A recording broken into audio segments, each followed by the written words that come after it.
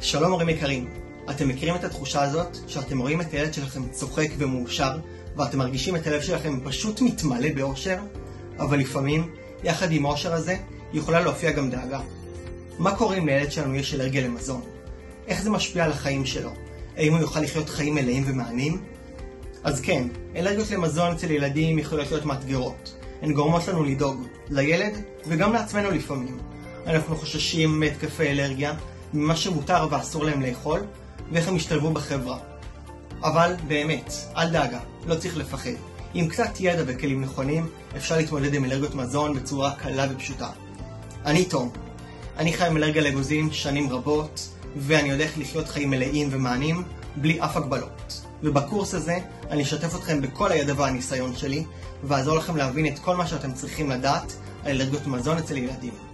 יחד אנחנו נצא למסע ונגלה איך מנהלים את האלרגיה בצורה הטובה ביותר. איך אנחנו שומרים על הילדים שלנו בטוחים ובריאים, ואיך אנחנו מאפשרים להם לחוות את כל מה שלכם יש להציע. אז בואו תצטרפו אליי ונלמד יחד איך הופכים את האלרגיה לחלק קטן מהחיים ולא למכשול גדול.